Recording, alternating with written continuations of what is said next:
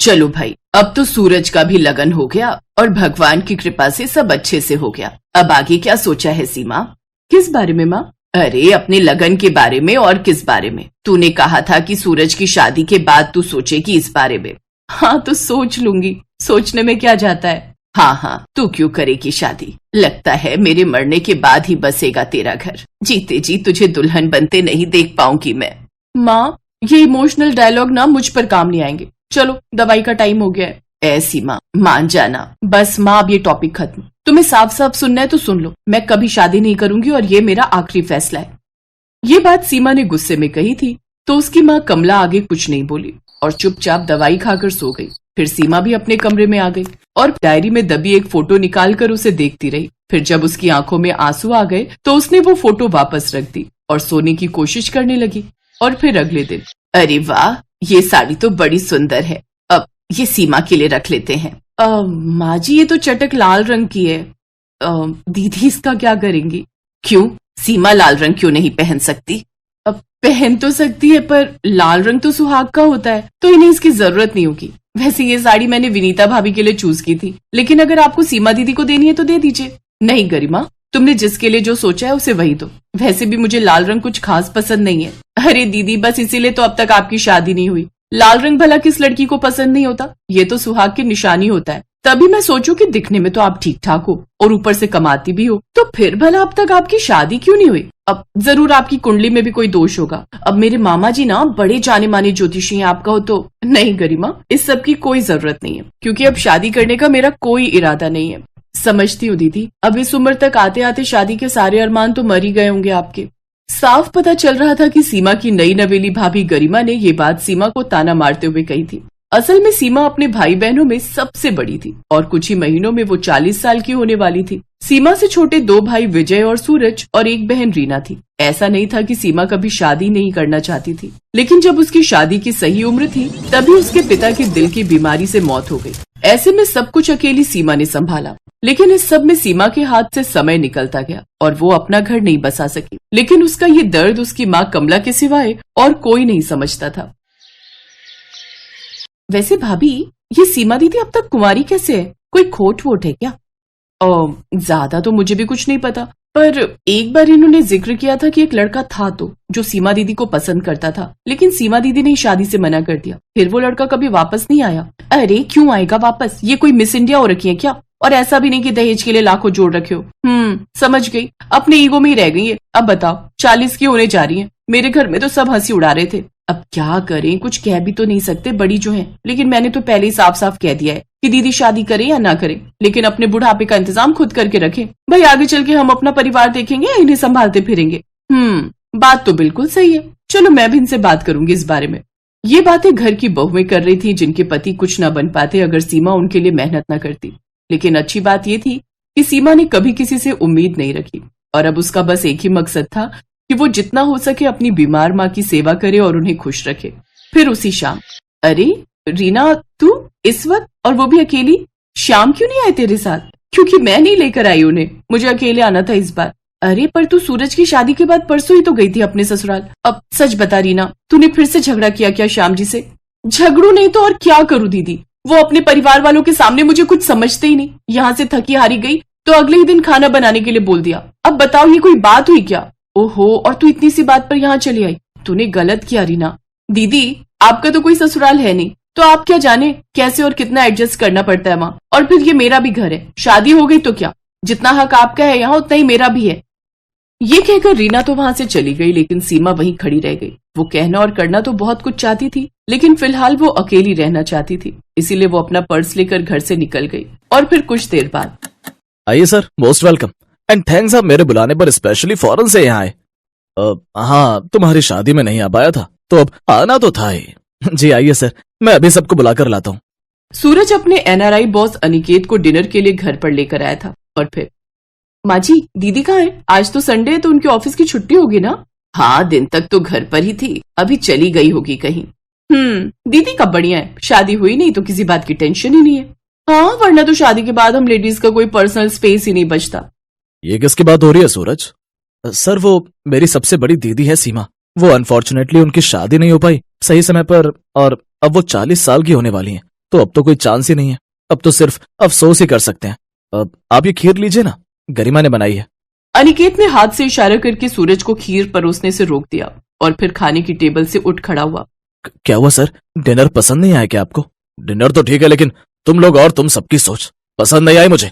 अनिकेत आगे कुछ कहता उससे पहले ही सीमा घर के मेन डोर से अंदर दाखिल हुई। उसने जैसे ही अनिकेत को देखा तो वो तो अपनी जगह पर जम सी गई, लेकिन अनिकेत सीधा जाकर सीमा के गले से लग गया और ये देखकर वहां सभी के होश उड़ गए सिवाय कमला के।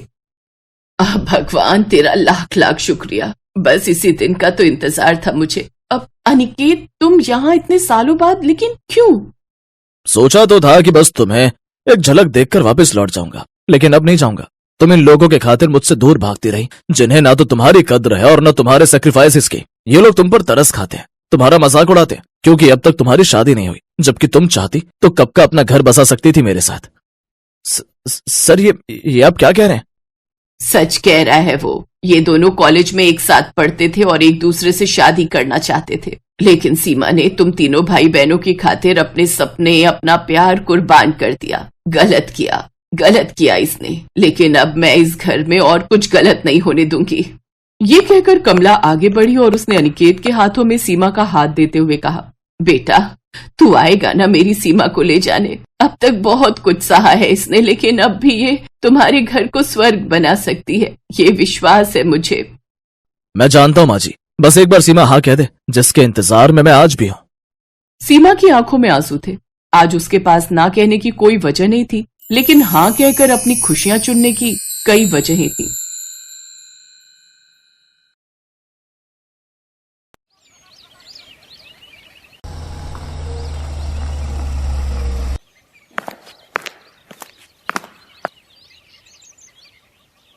जीती रहे, आखिर तूने कर दिखाया निशा।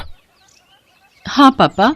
इतना कहकर निशा अपने सामने खड़े आदमी को सल्यूट करती है और तभी वहां खड़े सारे मोहल्ले वाले निशा और राम के लिए जोर जोर से ताली बजाने लगते हैं। तालियों की गड़गड़ाहट से पूरा मोहल्ला गूंजने लगता है। तालियां रुक नहीं रही थी और उन तालियों को सुनकर राम कहीं खो जाता है। राम को याद आता है जब वो कॉलेज में था और गाना गा रहा था, तब पूरे हॉल में उसके लिए ऐसे ही तालियां बज रही थी। हर कोई उसकी तारीफ कर रहा था, पर राम तो बस संध्या को ही देखे जा रहा था। ये कहानी है राम, संध्या और निशा की। उस दिन संध्या आज मेरी परफॉर्मेंस है, तुम आओगी ना? क्यों? मैं क्यों आऊं? तुम आओगी तो मुझे अच्छा लगेगा। अच्छा ठीक है, मैं सोचूंगी। संध्या और राम एक ही कॉलेज में पढ़ते थे। संध्या देखने में बहुत ही सुंदर थी और बहुत समझदार और संस्कारी भी थी। राम उसे दिल ही दिल में पसंद करने लगा था। ये बात संध्या भी जानती थी, लेकिन राम उससे कह नहीं पाता था। उस दिन शाम को परफॉर्मेंस के बाद राम ने बड़ी हिम्मत करके संध्या से कहा, संध्या मैं तुमसे कुछ कहना चाहता हूं। रहने दो राम, मैं जानती हूं कि तुम मुझसे क्या कहना चाहते हो। देखो, जो तुम सोच रहे हो ना वो कभी नहीं हो पाएगा। पर दिक्कत क्या है? मैं पढ़ाई लिखाई में अच्छा हूं, अच्छा गाना गाता हूं, मेरे पिताजी नौकरी करते हैं, फिर तुम क्यों नहीं मान रही? मैं नहीं, मेरे पिताजी नहीं मानेंगे राम। वो एक छोटे से किसान हैं। वो चाहते हैं कि मैं और मेरी बहन पढ़ लिख कर कुछ बड़ा करें। और रही बात शादी की, तो वो कभी भी अपनी जात बिरादरी से बाहर जाकर मेरी शादी नहीं करेंगे। पर जमाना बदल गया है संध्या, अब ये जाति बिरादरी के बारे में मैं भी नहीं सोचती राम, पर मेरे पिताजी सोचते हैं। वो वैसे भी बीमार रहते हैं, मैं उन्हें किसी भी तरह की तकलीफ नहीं देना चाहती। इतना कहकर संध्या वहां से चली गई। पर राम संध्या से बहुत प्यार करता था और हर हाल में उससे शादी करना चाहता था। संध्या के मना करने के बावजूद वो नहीं माना और किसी तरह संध्या का पीछा करता हुआ उसके घर तक पहुंच गया। शहर से लगे एक गांव में वो एक कच्चा मकान था। उस घर की हालत बहुत ही खराब थी। उस कच्चे घर को देखकर राम हैरान रह गया कि संध्या किस मुश्किल दौर से गुजर रही थी। वो जैसे ही घर के अंदर आया तो उसने देखा कि संध्या अपने पिता को दवाई पिला रही थी और उसकी छोटी बहन पास में ही चूल्हे पर खाना बना रही थी। राम, तुम यहाँ? मुझे बस तुम्हारे पिताजी से कुछ बात करनी है। कौन है संध्या? कोई नहीं बाबा, वो मैं राम हूं। नमस्ते। नमस्ते। मैंने तुम्हें पहचाना नहीं बेटा। जी मैं आपकी बेटी संध्या के साथ कॉलेज में पढ़ता हूं। अंकल जी, मैं आपकी बेटी से बहुत प्यार करता हूं और उससे शादी करना चाहता हूं। इस घर की हालत देख रहे हो बेटा, मैं तुम्हें क्या दे पाऊंगा। मुझे कुछ नहीं चाहिए, बस संध्या को मेरे साथ भेज दीजिएगा। मैं आपसे वादा करता हूं कि मैं जिंदगी भर उसका ख्याल रखूंगा। मेरा ख्याल तो तुम रख लोगे, पर उसके बाद मेरी छोटी का क्या होगा? वो देखो, वो मेरी छोटी बहन है, अभी स्कूल में पढ़ती है। मैं कॉलेज के बाद काम करने जाती हूँ, जो पैसे कमाती हूँ उसी से पिताजी की दवाई और इस घर का खर्चा चलता है, समझे? इसीलिए मैं तुमसे शादी करने के लिए मना कर रही थी और तुम सीधा मेरे घर चले आए। मेरे हालात ऐसे हैं कि मैं तुमसे क्या किसी से भी शादी नहीं कर सकती। अब हम पर तरस खाओ और चले जाओ यहां से प्लीज। राम वहां से चला गया। उसकी आंखों में आंसू थे।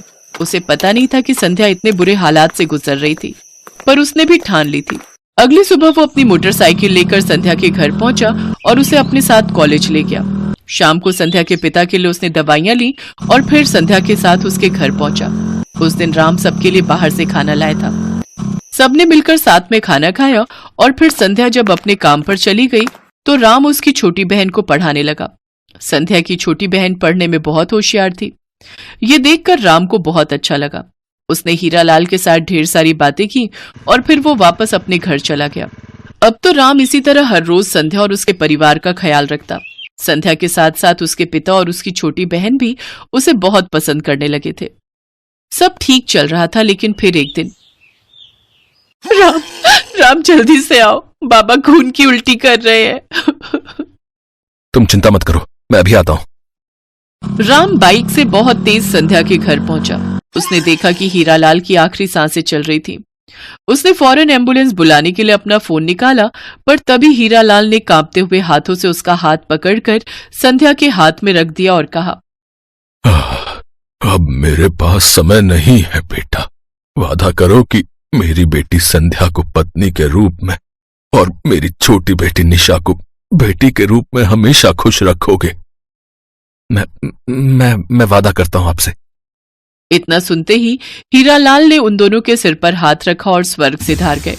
कुछ दिनों बाद ही राम ने मंदिर में संध्या से शादी कर ली और वो संध्या और उसकी छोटी बहन को लेकर अपने घर चला गया। पर बिना दहेज की बहू और दहेज में आई साली देखकर राम के घर वालों ने उसे घर से बाहर कर दिया। तब राम ने एक घर किराए पर लिया और एक नई जिंदगी शुरू की। लेकिन ये सब इतना आसान कहाँ था। पड़ोसी उसे और उसकी पत्नी संध्या को ताने मारने लगे। अरे देखो तो कितनी बेशर्म है ये लड़की, अपने साथ अपनी बहन को भी ले आई। और देखो तो सही, दहेज के नाम पर बस एक साली आई है जनाब की। खैर मजे तो राम के हैं, बीवी के साथ साथ साली भी मिल गई। By one get one offer मिला है इसे तो। राम, संध्या और निशा ने हर बात सुनी, पर उन्होंने किसी को कुछ नहीं कहा।